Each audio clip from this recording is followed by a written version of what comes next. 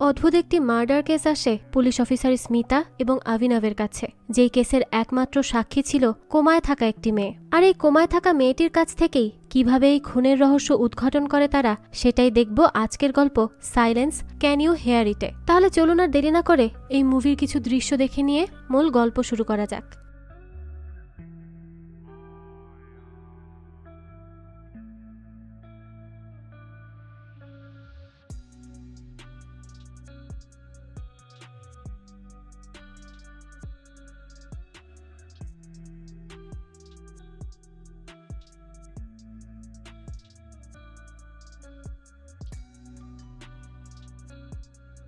শুরুতেই আমরা চারজন বন্ধুকে দেখি, যারা একটি পাহাড়ের চূড়ায় হাইকিং করতে এসেছিল। তো অনেকক্ষণ হাইকিং করার পর তারা সবাই খুবই ক্লান্ত হয়ে পড়ে, তাই একটি জায়গায় বসে বিশ্রাম নিতে থাকে। তখনই তারা একটি রিংটোনের আওয়াজ শুনতে পায়। তারা তো প্রথমে ভাবে যে এটা হয়তো তাদেরই কারো ফোন, তাই তারা সবাই নিজেদের ফোন চেক করতে থাকে। কিন্তু তারা দেখে যে তাদের কারো ফোনেই তো কোনো কল আসেনি, তাই তারা এখন চিন্তা করে নিশ্চয়ই তাদের আশেপাশে কেউ রয়েছে।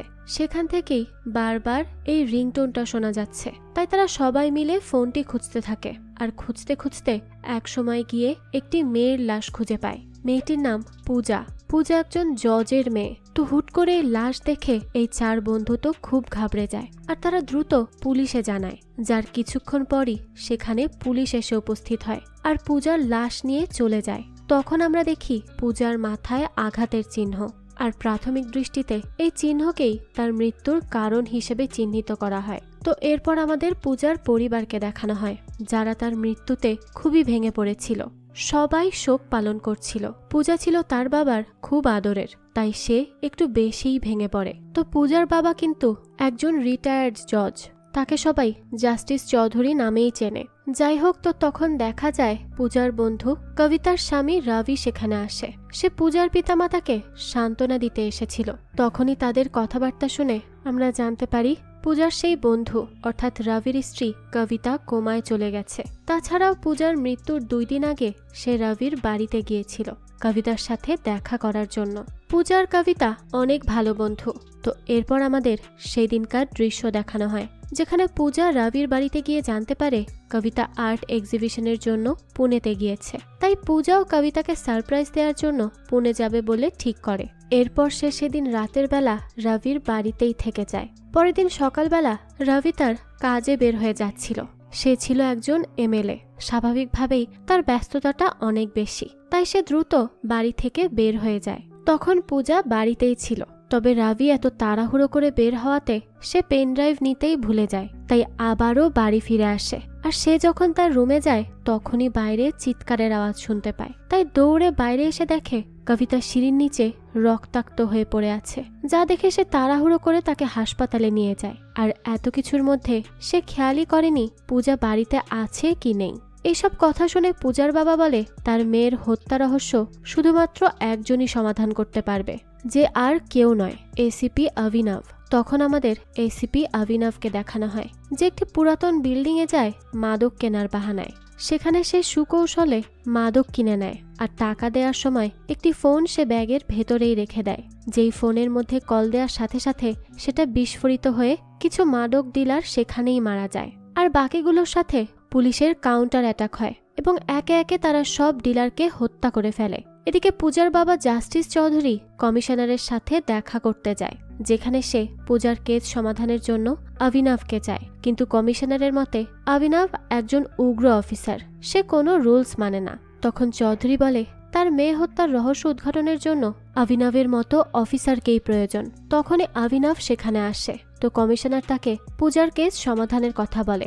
এই কথা শুনে অভিনব বলে এই কেসের সাথে কি নার্কোটিক্সও জড়িত আছে, না হলে তাকে এমন কেস কেন দেওয়া হবে। তখন চৌধুরী তাকে বলে সে এত বছর ধরে সততার সাথে তার কাজ করে এসেছে, কেউ তাকে লোভ বা ভয় দেখিয়ে চাপ দিয়ে তার রায় পাল্টাতে পারেনি। সে দেশের জন্য কাজ করে গেছে, আর আজ সময় এসেছে তার আইনের সাহায্য নেয়ার। তার মেয়েকে হত্যা করা হয়েছে, আর সে চায় তার মেয়ে হত্যার রহস্য অভিনবই সমাধান করুক, কারণ তার কাছে অভিনবকেই যোগ্য মনে হয়। তো অভিনব বলে সে এই মুহূর্তে অন্য একটি কেস নিয়ে কাজ করছে, তাই এই সময় নতুন একটি কেস নিয়ে কাজ করা তার পক্ষে সম্ভব নয়। তখনই কমিশনার বলে তার কেস সে অন্য এক অফিসারকে দিয়ে দিবে। তো এই কথা শোনার পর অভিনব পূজার মার্ডার কেসটি নিতে রাজি হয়ে যায়। যথারীতি পরের দিন থেকে কাজ শুরু করে দেয় সে। তদন্তের জন্য অভিনবের সাথে স্মিতা, রাজীব এবং আয়ুষ নামক 3 জন অফিসার যোগদান করে। তারা পোস্টমর্টেম রিপোর্ট দেখে জানতে পারে পূজাকে ভারী কোনো বস্তু দিয়ে মাথায় আঘাত করা হয়েছে। এ কারণে অতিরিক্ত রক্তক্ষরণ হয়ে সে মারা যায়। আর তার ক্ষতস্থান পরীক্ষা করে কপার পাওয়া গেছে, অর্থাৎ তাকে কোনো রড, পাইপ বা অন্য কিছু দিয়ে আঘাত করা হয়েছিল। আর ডাক্তারদের মতে পূজা সকাল 10টা থেকে 12টার মধ্যে মারা গেলেও তার লাশ পরের দিন সকালবেলা খুঁজে পাওয়া যায়। অভিনব তখন বলে পূজাকে যেভাবে আঘাত করা হয়েছে তাতে তো রক্তের ছিটে ফোঁটা ক্রাইম সিনে পড়ে থাকতো, কিন্তু ফরেনসিক ডিপার্টমেন্ট কোনো প্রকার ব্লাড স্যাম্পলই পায়নি, অর্থাৎ পূজাকে অন্য কোথাও হত্যা করা হয়েছিল আর পরে এই পাহাড়ের উপর ফেলে যাওয়া হয়েছে। আর তার গায়ের দাগ দেখে বোঝা যাচ্ছিল যে সে মৃত্যুর পর অনেকক্ষণ উল্টো হয়ে পড়েছিল। তো তারা আরও জানতে পারে পূজাকে কেউ শারীরিকভাবে নির্যাতন করেনি, অর্থাৎ তার হত্যা নিশ্চয়ই ব্যক্তিগত কোনো ব্যাপারেই হয়ে থাকবে। অভিনব তখন পূজার বন্ধু বান্ধব, আত্মীয় স্বজন, বাবা, মা, রবি সবার কল লিস্ট চেক করতে বলে, আশেপাশে তার ব্যাপারে জিজ্ঞেস করতে বলে। তো এরপর সে নিজেও ক্রাইম সিনে যায়, কিন্তু সেখানেও সে বিশেষ কিছুই দেখতে পায় না। তাই সে পূজার বাবা চৌধুরীর সাথে দেখা করতে যায়। সে তাকে পূজার ব্যাপারে জিজ্ঞেস করলে চৌধুরী বলে শুক্রবার রাতে পূজা তাড়াহুড়ো করে কবিতার বাড়ি চলে যায়। পরের দিন সে তাকে কল করলেও সে তার কল রিসিভ করে না। পূজার মা তাকে বারবার কল করে এবং কবিতাকেও কল করে, কিন্তু তাদের দুজনের কেউই তার কল রিসিভ করেনি। এরপর সে যখন রবিবার সকালে আবারও পূজাকে কল দেয়, তখন একটি ছেলে তাকে জানায় পূজা মৃত অবস্থায় পাহাড়ের উপর পড়ে আছে। এই বলে সে কান্না করতে লাগে। চৌধুরী তখন তাকে সান্ত্বনা দেয়। পূজার মা বলে পূজা ঘর থেকে বের হওয়ার সময় সামান্য কিছু জুয়েলারি পরে। তখন ইন্সপেক্টর আয়ুষ জানায় তারা তো পূজার কাছে কোনো প্রকার জুয়েলারিই খুঁজে পায়নি, আর এসব তথ্য জানার জন্য তাদেরকে পূজার ঘরের তল্লাশি চালাতে হবে। এরপর অভিনব তাদেরকে জিজ্ঞেস করে পূজার কোনো বন্ধু বান্ধব আছে কি, বা তারা কেউ কি এই বাড়িতে থাকে। তখন চৌধুরী বলে তার বন্ধুর ছেলে ঋষভ এবং তার ফিয়ান্সে পিয়া কানাডা থেকে ফিরে তাদের সাথেই থাকছে। যেই কথা শুনে অভিনব ঋষভের সাথে কথা বলে, কিন্তু সেখান থেকেও সে তেমন কিছুই জানতে পারে না। তো এরপর সে চলে যায় রবির বাড়ির কাজের লোক দায়ালের সাথে দেখা করতে। দায়াল তাকে জানায় সেদিন পূজা তাদের বাড়িতে আসার পর তার ব্যাগের চেইনটি ঠিক করাতে দেয়, কারণ সে কবিতার সাথে দেখা করার জন্য পুনে যেতে চেয়েছিল। আর দায়ালও তার কথা মতো ব্যাগের চেইন ঠিক করে বাড়ি ফিরে আসে। আর এসেই সে দেখতে পায় কবিতা সিঁড়ি দিয়ে গড়িয়ে পড়ে গেছে, যা দেখে রবি সেখানে দৌড়ে আসে, কারণ সে অফিসে গেলেও পেন ড্রাইভ নেয়ার জন্য বাড়ি ফিরে এসেছিল। এরপর তারা দুজন মিলেই কবিতাকে হাসপাতালে নিয়ে যায়। আর এত কিছুর মধ্যে তারা খেয়াল করেনি যে পূজা কোথাও নেই। সে যদি বাড়িতে থেকে থাকতো তাহলে তো কবিতার চিৎকারের শব্দ শুনে সেও আসতো, কিন্তু ততক্ষণে হয়তো সে বাড়ির বাইরে চলে গিয়েছিল, যে জন্য কবিতার পড়ে যাওয়ার কথা সে জানতই না। দায়ালের সাথে কথা বলে অভিনব বুঝতে পারে হুট করে পূজার সেই বাড়ি থেকে গায়েব হয়ে যাওয়ার পেছনে কোনো না কোনো কারণ অবশ্যই আছে, কারণ সে তো তার ব্যাগের চেইন ঠিক করাতে দিয়েছিল। তো ব্যাগের চেইন ঠিক করে নিয়ে আসার পরই তো সে পুনের উদ্দেশ্যে রওনা দিত, কিন্তু এর মধ্যেই এমন কিছু হয়েছে যে সে তার ব্যাগ ছাড়াই বাড়ির বাইরে যেতে বাধ্য হয়েছে, বা সে কোনোভাবে বাড়িতেই ছিল। তো রাতের বেলা দেখা যায় আয়ুষ, রাজীব এবং স্মিতা অভিনবের বাড়িতে আসে। তারা তাদের বের করা বিভিন্ন তথ্য দিতে থাকে। স্মিতা বলে পূজাকে সবার শেষে তার ট্রেনার কল করেছিল তার বিয়ের ব্যাপারে কথা বলার জন্য। আর আয়ুষ বলে রবির বাড়ির ল্যান্ডলাইনে সেদিন সকালে মোট 3টি কল আসে, যা 2টি মুদি দোকান থেকে দায়ালের উদ্দেশ্যে, আর বাকি একটি নাম্বারের কথা সে জানে না। হয়তো সেটা এত গুরুত্বপূর্ণ নয়। যেই কথা শুনে অভিনব রেগে যায় আর তাকে সেই নাম্বারেরই খোঁজ লাগাতে বলে, কারণ তারা একটি মার্ডার কেস সমাধান করতে এসেছে যেখানে যে কেউ খুনি হতে পারে, তাই একটা ইনফরমেশনও ইগনোর করার মতো না। তো এরপর তারা নিজেদের মতো করে সেদিনকার ঘটনা সাজায়, যেখানে রবি অফিসে যাওয়ার পর দায়াল ব্যাগের চেন ঠিক করাতে বাইরে যায়। সেই সময় রবি পেন ড্রাইভ নিতে বাড়ি ফিরে আসে, যার কিছুক্ষণ পর কবিতা আসে এবং দায়ালও তার পিছু পিছু বাড়ি ফিরে আসে। তখনই সে কবিতাকে সিঁড়ি দিয়ে পড়ে যেতে দেখে এবং রবি সহ তাকে নিয়ে হাসপাতালে যায়। অর্থাৎ রবি এবং দায়ালের বাড়ি ফেরার আগেই হয়তো পূজা বাড়ি থেকে বাইরে বের হয়েছিল বা কেউ এসে তাকে নিয়ে গেছে। তো পরের দিন তারা হাসপাতালে যায় কবিতাকে দেখতে। তখন ডাক্তার তাকে তার রোগীকে বিরক্ত করতে বারণ করে। অভিনব বলে সে একজন কোমার পেশেন্টকে কিভাবে বিরক্ত করবে। তখন ডাক্তার বলে কোমার পেশেন্টরা কথা বলা বা নড়াচড়া করতে না পারলেও তারা সবকিছু শুনতে পারে। তো তারা যখন কথা বলছিল তখনই সেখানে রবি চলে আসে আর অভিনবকে দেখে সে কিছুটা বিরক্তই হয়। রবি বলে তারা তার স্ত্রীকে ডিস্টার্ব করছে কেন। সে অভিনবের সাথে খারাপ ব্যবহারও করতে থাকে। তখন অভিনব তাকে তার পুলিশি ক্ষমতার জানান দেয় আর চুপ করিয়ে দেয়। কিছুক্ষণ পর সে রবিকে জিজ্ঞাসাবাদ শুরু করে। তখন রবি সেই কথাগুলো বলে যেগুলো সে পূজার বাবাকে বলেছিল, অর্থাৎ বাড়িতে ফিরে এসে পেনড্রাইভ নেয়া এবং কবিতাকে সিঁড়ি দিয়ে পড়ে যেতে দেখা, এরপর হাসপাতালে নিয়ে যাওয়া। আর এত কিছুর মধ্যে সে খেয়ালই করেনি যে পূজা বাড়িতে নেই। তো অভিনবের সাথে কথা বলার সময় রবি খুব তাড়াহুড়া দেখাচ্ছিল, যেন তার কোনো জরুরি কাজের দেরি হয়ে যাচ্ছে। এদিকে ঋষভ থানায় স্মিতাকে পূজার বন্ধুদের লিস্ট এবং সে সেদিন কি জুয়েলারি পরেছিল তার একটি লিস্ট দিয়ে যায়। রাতের বেলা দেখা যায় স্মিতা সেই লিস্ট নিয়েই অভিনবের বাড়িতে যায়, যেখানে সে অভিনবকে ঋষভের দেয়া পূজার ফ্রেন্ড লিস্ট এবং সে মৃত্যুর দিন কি জুয়েলারি পরেছিল তার একটা ডিটেলস দেয়। অভিনব তখন বলে পূজার রুমে তো সে তল্লাশি করেছিল, সে কি সেখান থেকে সন্দেহজনক কিছু পেয়েছে। তখনই স্মিতা জানায় না, তারা তেমন কিছুই খুঁজে পায়নি। আর পূজার তো কোনো বয়ফ্রেন্ডও ছিল না, তবে 7-8 মাস আগে সে একটি ডেটিং অ্যাপে অ্যাকাউন্ট খুলেছিল, কিন্তু সে ওখানে বেশি দিন অ্যাক্টিভ ছিল না। তো তারা কথা বলতে বলতে স্মিতা অভিনবের ঘরে একটা মেয়ের ছবি দেখে, আর এটা দেখে সে কিছুটা অবাক হয়। তাই সে অভিনবকে এই মেয়েটির ব্যাপারে জিজ্ঞেস করে। অভিনব জানায় এটা তার মেয়ে, সে এখন লন্ডনে থাকে। এরপর স্মিতা বাড়ি ফিরে যায়। তখনই অভিনবকে তার মা কল করে, যাদের কথাবার্তা শুনে আমরা বুঝতে পারি অভিনবের স্ত্রী তাকে ছেড়ে চলে গেলেও তার মেয়ে রোজই তার সাথে যোগাযোগ করে এবং তার জন্য বিভিন্ন রকম টি শার্ট পাঠায়, যেগুলো সে তাকে ডিউটি করার সময় পরতে বলে। আর অভিনব রোজ ডিউটিতে যাওয়ার সময় তার মেয়ের দেয়া পোশাকই পরে যায়। তো এসবের মধ্যেই তদন্ত চলতে থাকে। তদন্তের তৃতীয় দিন অভিনব স্মিতাকে জিজ্ঞেস করে সে কি মিস্টার চৌধুরীর ল্যান্ডলাইনের কল লিস্ট বের করেছে, যার প্রশ্নের উত্তরে স্মিতা জানায় সে কল লিস্ট চেক করে দেখেছে, কিন্তু সেখানে তারা সন্দেহজনক তেমন কিছুই পায়নি। চৌধুরীকে শুধু তার আত্মীয় স্বজন এবং বন্ধু বান্ধবী কল করেছে। তখনই রাজীব বলে সে রবির বাড়ির ওয়াচম্যানের সাথে কথা বলেছে আর জানতে পেরেছে যে সেদিন রবির বাড়িতে কেউই আসেনি। তো এই কথা শুনে অভিনব ভাবতে থাকে যে তাহলে পূজা বাড়ি থেকে বের হয়েছিল কেন। তখনই আয়ুষ বলে সে হয়তো পার্লারে যাওয়ার উদ্দেশ্যেই বাড়ি থেকে বের হয়েছিল।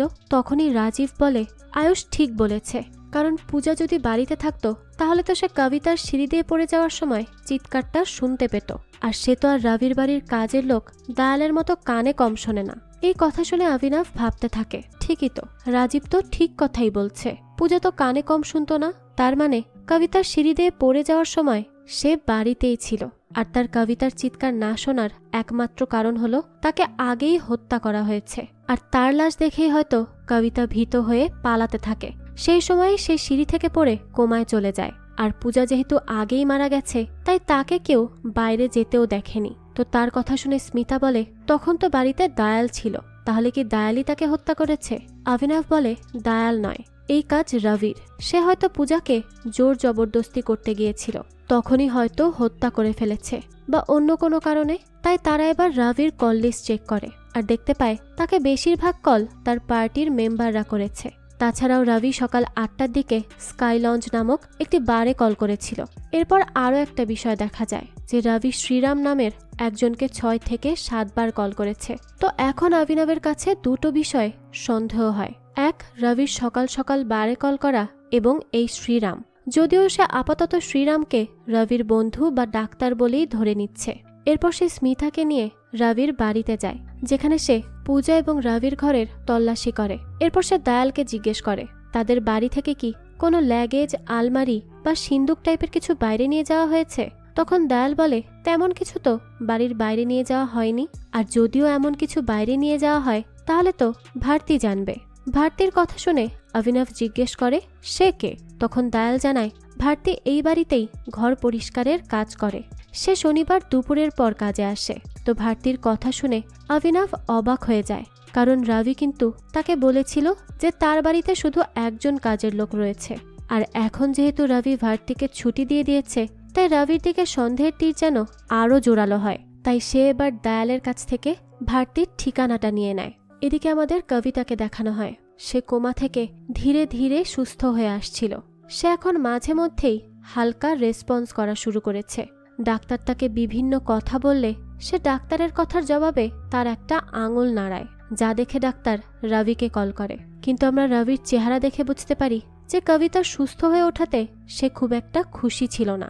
আর অপরদিকে রাজীব জানতে পারে শ্রীরাম সেই স্কাই লঞ্চ বারেই কাজ করে, তাই সে এবং আয়ুষ শ্রীরামকেই জিজ্ঞাসাবাদ করতে যায়। আর তখন তারা জানতে পারে সে সেখানকার বাউন্সারের কাজ করত, কিন্তু ৩-৪ দিন ধরে সে কাজে আসছে না। তাছাড়াও তারা শ্রীরামের ঠিকানাও জানতে পারে না। তো তারা যখন এখান থেকে চলে যায় তখন দেখা যায় শ্রীরামকে এই বারের একজন লোক কল করে আর তাকে জানায় যে পুলিশ তাকে খুঁজে বেড়াচ্ছে।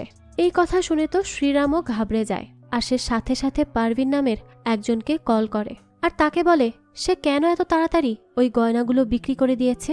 সে কি আর কিছুটা দিন অপেক্ষা করতে পারছিল না? তখন পারভিন বলে সে তো এখনো গয়নাগুলো বিক্রিই করেনি। সে কি বলছে? এই কথা শুনে শ্রীরাম ভাবতে থাকে যদি গয়নার জন্য পুলিশ তাকে না খুঁজে থাকে তাহলে কেন খুঁজছে। এই কথা ভেবেই সে তার ভাই শঙ্করকে কল করে। শঙ্কর বলে সে কি কিছু করেছে যে তাকে পুলিশ খুঁজছে? শ্রীরাম তখন বলে সে গোপালকে ইরফান নামের একজনের কাছ থেকে টাকা নিয়ে দিয়েছিল, আর ওই গোপাল হয়তো ইরফানকে টাকা দেয়নি, আর সেই হয়তো পুলিশে কিছু জানিয়েছে, তাই পুলিশ এখন তার পেছনে পড়ে গেছে। তাই সে এবার থাইল্যান্ডে পালিয়ে যাওয়ার প্ল্যান করে। অপরদিকে স্মিতা ভারতীর ঠিকানায় যায় আর তাকে ঠিকই খুঁজে বের করে থানায় নিয়ে আসে, যেখানে তাকে সেদিনকার ব্যাপারেই জিজ্ঞেস করা হয়, অর্থাৎ যেদিন পূজার মৃত্যু হয়েছিল। তো ভারতী জানায় সে সেদিন ৩টার দিকে লিফটে করে বাড়ি ফিরছিল। সেই সময় রাবির বাড়ি থেকে একজন লোককে বের হতে দেখে, যে একটি বড় ব্যাগ নিয়ে সেখান থেকে বের হয়েছিল।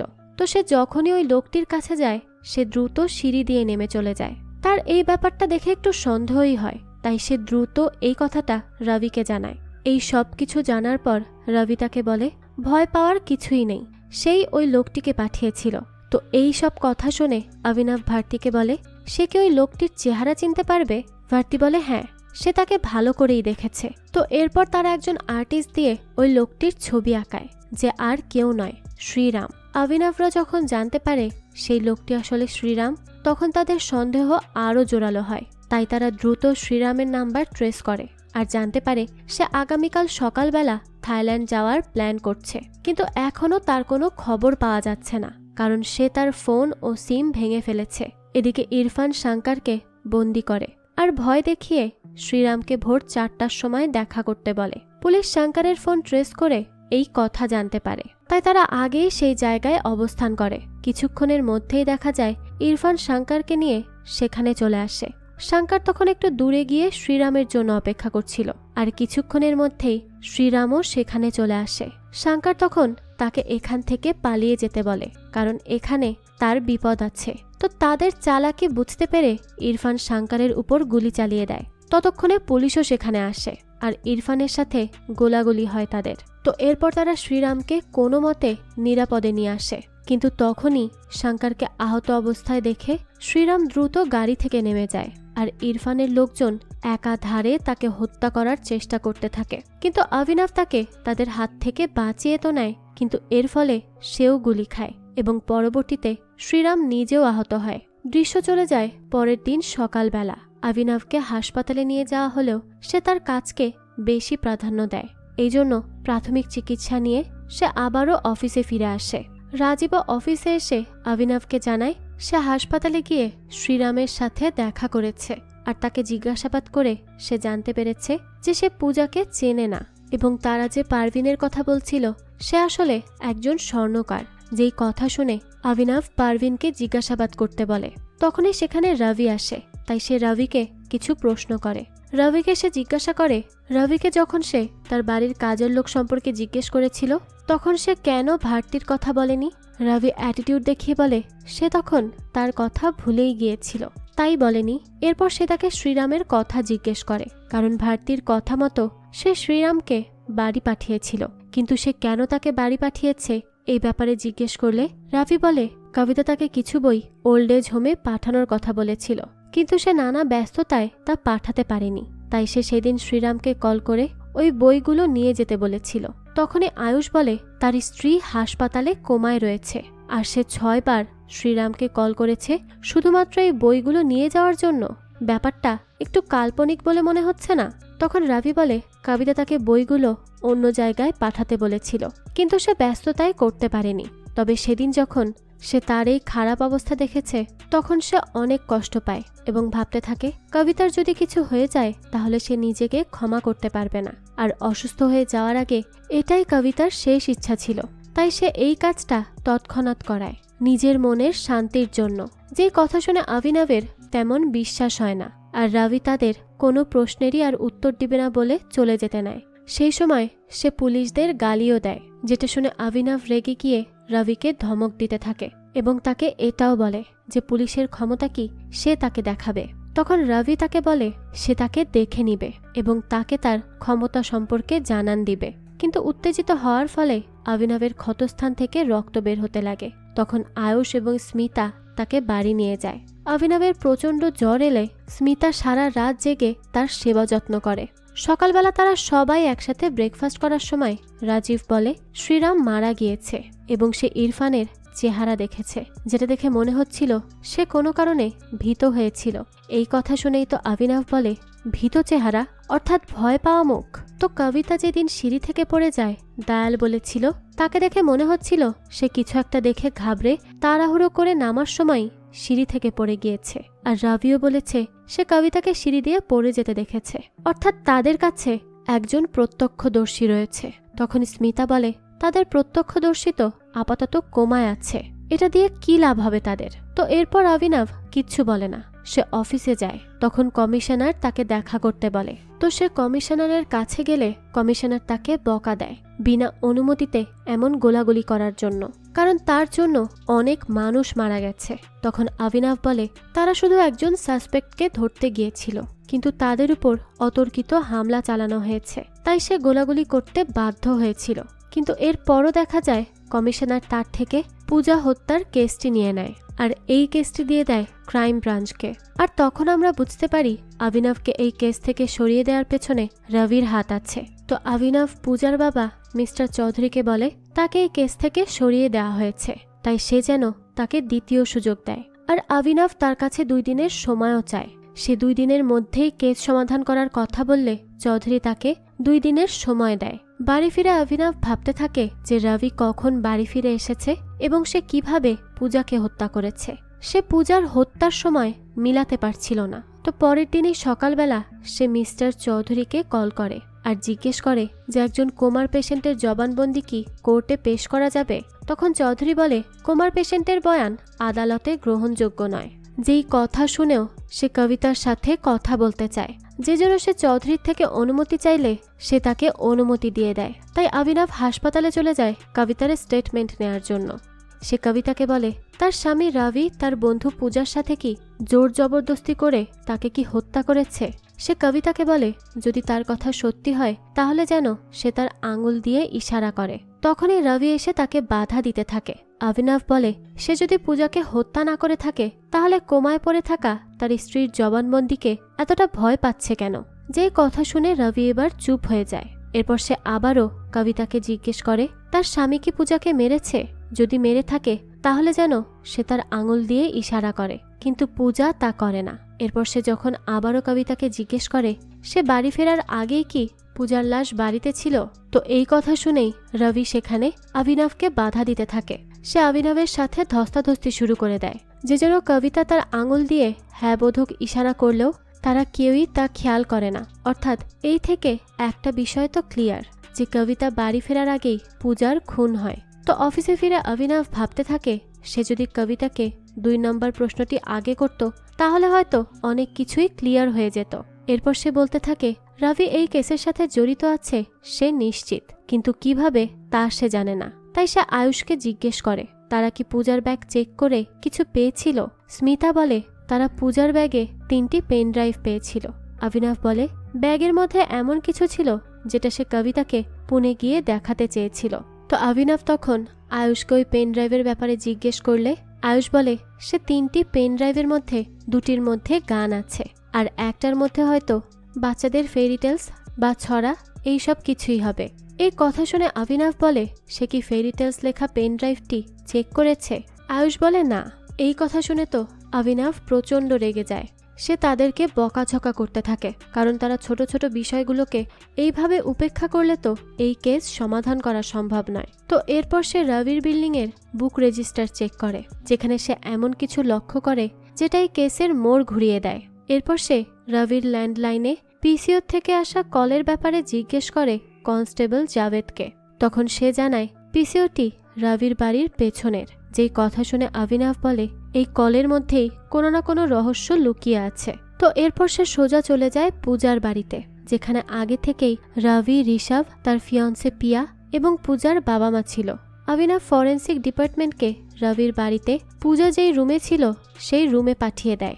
এরপর সে সেখানে উপস্থিত সবার থেকে তাদের ফোন নিয়ে নেয়, যে জন্য দয়াল রবিকে ফরেন্সিক ডিপার্টমেন্টের লোকেদের সেখানে আসার খবর দিতে পারেনি।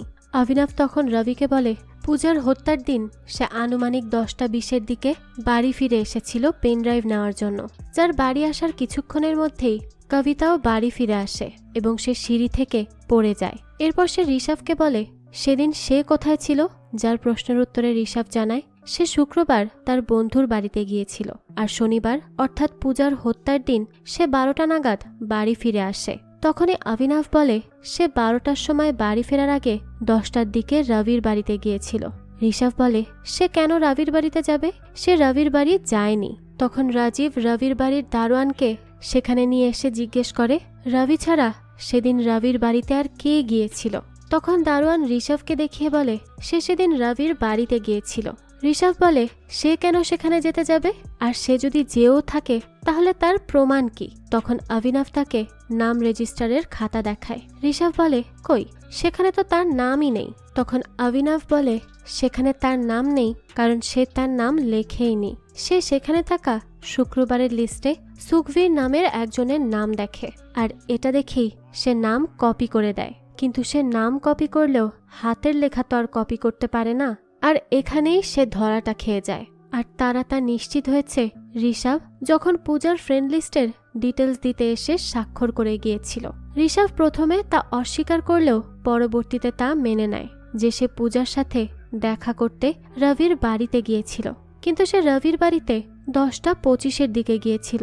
কিন্তু অভিনব বলেছে পূজা 10টার দিকে মারা গিয়েছে, তাই সে পূজাকে হত্যা করেনি, এবং পূজা কোন ফ্ল্যাটে আছে সেটাও তো সে জানতো না। তখন অভিনব দারোয়ানকে সেদিনের কথা জিজ্ঞেস করতে লাগে। দারোয়ান বলে সেদিন সে ঋষভকে 10টা 25-এর দিকে বিল্ডিংয়ের থেকে বের হতে দেখে রেজিস্টার খাতায় সিগনেচার নিয়ে নেয়। অভিনব বলে অর্থাৎ এই থেকে বোঝা যায় যে ঋষভ 10টা 25-এর আগে রবির বাড়িতে গিয়েছিল, আর সে পূজার সাথে দেখা করতে যাওয়ার কারণ হলো তার এবং পূজার মধ্যে অ্যাফেয়ার্স চলছিল। যেই কথা শুনে তো সবাই অবাক হয়ে যায়, কারণ ঋষভের ফিয়ান্সে তো অলরেডি এখানে ছিল। তখন অভিনব বলে পূজার কাছে একটা পেন ড্রাইভ ছিল, যেখানে ঋষভ আর তার ছবিও ছিল, এবং তারা দুজন যোগাযোগের জন্য কোনো সোশ্যাল মিডিয়া ব্যবহার করত না। তারা দুজন ইমেইলের মাধ্যমেই যোগাযোগ করত। যে কথা শুনে ঋষভ এবার স্বীকার করে যে হ্যাঁ, তার আর পূজার মধ্যে অ্যাফেয়ার ছিল, কিন্তু সে পূজাকে হত্যা করেনি। পূজা আচমকা বিয়ে করার সিদ্ধান্ত নিয়ে নেয়, তাই সে তার বাবা মা এবং পিয়াকে সব সত্যি কথা বলতে চেয়েছিল। তো এই নিয়েই তাদের মধ্যে ঝগড়া হলে সে কবিতার কাছে যায় সব কিছু খুলে বলার জন্য, কিন্তু কবিতা পুনে থাকায় সে তাকে কিছুই বলতে পারে না, এবং সে পরের দিনই পুনে যাবে বলে ঠিক করে নেয়। আর এই সুযোগেই ঋষভ রবির বাড়িতে যায় তাকে শান্ত করার জন্য। সে বাড়িতে গেলে বাড়ির মেইন দরজা আগে থেকেই খোলা দেখে, তাই সে কিছুটা অবাকই হয়। এরপর সে সোজা পূজার রুমে চলে যায়, কিন্তু তাকে সেখানে সে মৃত অবস্থায় দেখতে পায়। আর এটা দেখে সে বেশ ঘাবড়ে যায়, আর ঘাবড়ে ওই ঘর থেকে বের হলে রবিকে বাড়ি ফিরতে দেখে দ্রুত লুকিয়ে পড়ে। সে অনেক আগেই সবাইকে সবকিছু বলে দিত, কিন্তু রবি পূজাকে মৃত দেখার পরও চুপ ছিল। এটা দেখে সেও চুপ করে রয়েছে। যে কথা শুনে অভিনব রবিকে সেদিনের কথা জিজ্ঞেস করে।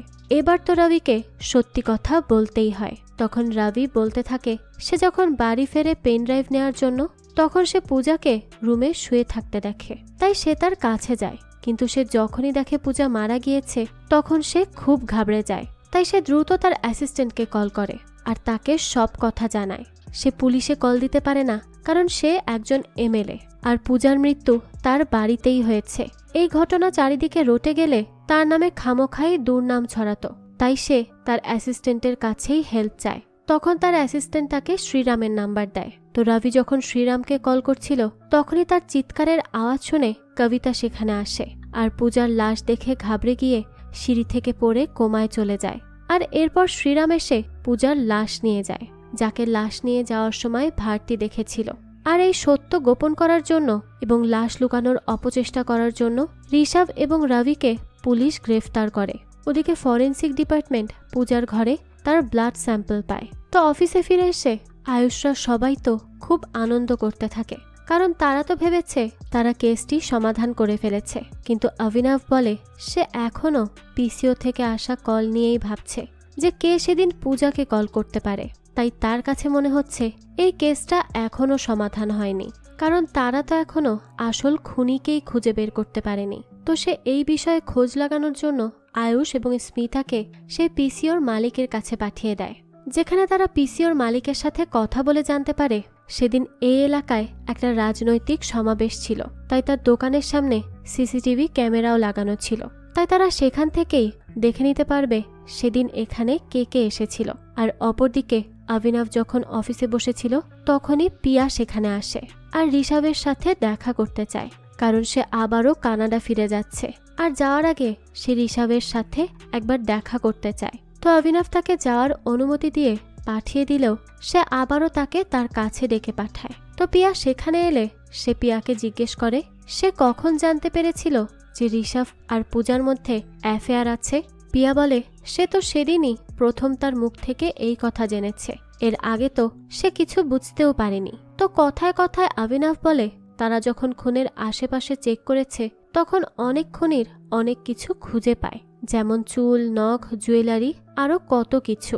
এরপর সে পিয়াকে বলে সে পূজা হত্যার 2 দিন আগে ইন্ডিয়া আসে এবং এখানে এসে জানতে পারে যে তার ফিয়ান্সে ঋষভ পূজার সাথে অ্যাফেয়ারে জড়িয়েছে, যেটা তার জন্য খুবই দুঃখজনক।